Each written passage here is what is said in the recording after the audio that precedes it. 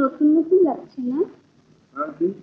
না, এই ঘর দোর আমাকে খুব নতুন লাগছে না? স্বাভাবিক। আজ দেখো, দিদিকেও খুব নতুন লাগবে। কেন? কেন আবার? বৃষ্টির পর আকাশ যেমন পরিষ্কার হয়ে যায়, ঝগড়ার পর মনও তেমনি পরিষ্কার হয়ে যায়। তো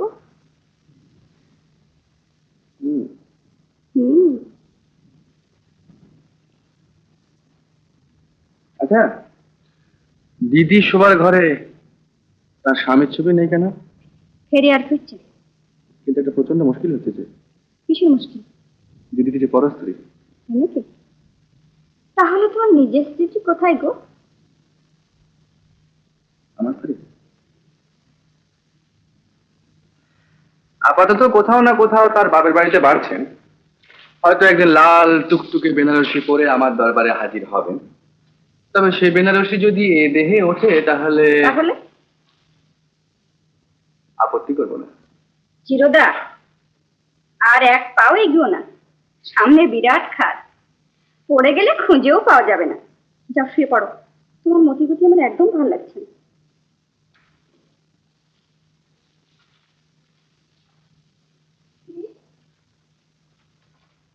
শোন, যে জন্য তোকে ডাকলাম, মাথার গোলমালটা সকালে তোর সঙ্গে রাগারাগি করে বেরিয়ে যাবার পর থেকেই বেড়েছে। এ বিষয়ে কোনো সন্দেহ নেই। কি বলছিস বিলাস? মাথার গোলমাল? হ্যাঁ দিদি, এমন এমন সব কথা বলছে যে আসলে পেটের পিলে চমকে যাবে তোর। শোন, এ ব্যাপার নিয়ে রাত্রে কোনো পেড়াপেড়ি করিস নি, ওর মতেই মত দিস। ও বিলাস, যদি সত্যি পাগল হয় তাহলে ওকে নিয়ে এক ঘরে রাত কাটানো কি ভালো হবে ভাই? খেতে গিয়ে যদি কলা টিপে ধরে? আরে না না, সেরকম কিছু করবে না। ততদূর নয়। ও ততদূর নয়, হয়তো এটা করবো না ওটা করবো না বলবে, তর্ক না করে মেনে নিস কেমন?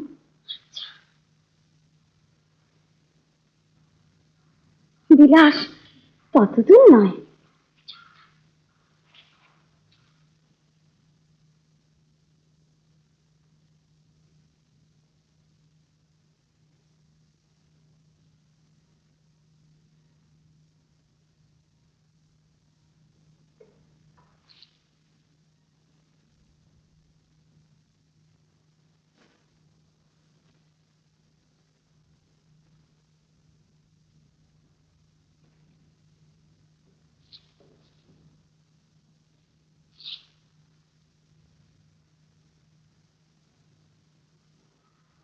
হ্যাঁ গো, তুমি সিগারেট খাচ্ছ কেন?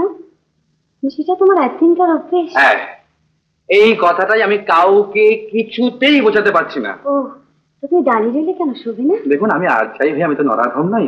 আর আপনি যে পরস্ত্রী এ কথা ভুলে যাবেন না। কি না না, মানে কি করতে চাও বলো? আপনি শুয়ে পড়ুন।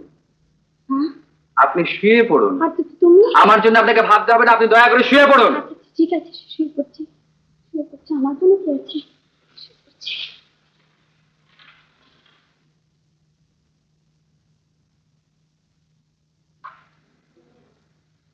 হাই, শুনছো? হাই, আচ্ছা, তুমি কি একবারও বুঝতে পারছো না যে কি ভীষণ বাড়াবাড়ি তুমি করছো?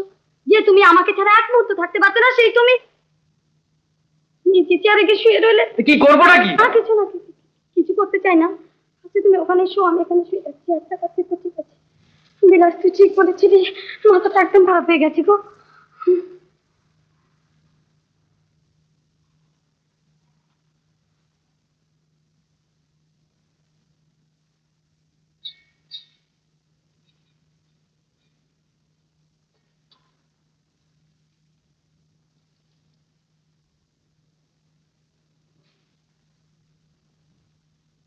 আরে, তোর কি হয়েছে? কিছু হয়নি। কিছু না তো ভাত খেতে পারলি না কেন?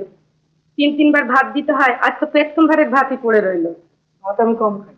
ভাত কম খায়? মুখ থেকে দাঁতগুলো ভেঙে দেবো। ঢং করছিস? ঘরে হাত ধুলি কেন? এসে তোকে আমাকে আপনি আগে করছিস। এত ভালো ভালো তোকের মরণ হয়, তোর মরণ হয় না রে মোড়ার মুখো। কথাটা আমি তোমাকে ঠিক বোঝাতে পারছি না। আর বোঝাতে হবে না, বুঝে বুঝে বোঝাই হয়ে গেছি। এবার ক্ষমা দে। কিরে, বসে রইলি যে, আসবি না? কোথায়? ও অরুণ, মুখ পুরো এমন ভাব করছে আজই যেন পেট্টু মেয়ে বাড়িতে এলো। কোথায় আবার আসবি ঘরে? তুমি হলে পরের স্ত্রী, তোমার সঙ্গে ঘরে। পুরি হত ছাড়া মিলছে। মুখ পোড়া যখনই কম ভাত খেয়েছে তখনই বুঝিচ্ছে আমার হয়ে গেল। কর, তোর যা ইচ্ছে তুই কর, যেখানে ইচ্ছে শুয়ে থাক, আর আমি তোকে কিচ্ছু বলবো না। ভোর হোক, তারপর বাবুর কাছে নিয়ে গিয়ে তোর কি করে দেখিস।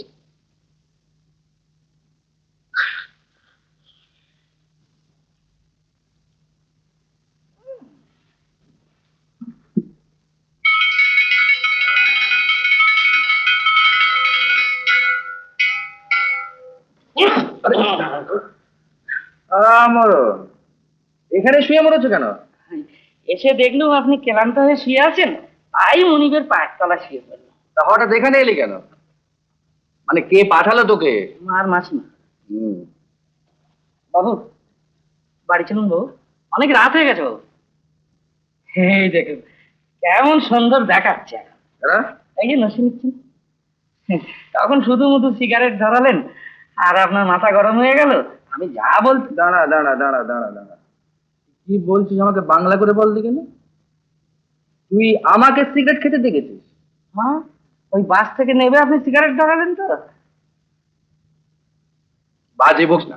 হ্যাঁ, সত্যি বলছি বাবু। কখন দেখেছিস? সকালবেলা। ভূত দেখেছিস? হ্যাঁ? আমার প্রেতাত্মা দেখেছো? তুমি কি সে তুমি না, ছবি আজ নতুন নতুন লাগে, কি যেন স্বপ্ন মায়ায় দোলে মন দোদুল দোদুল রায়।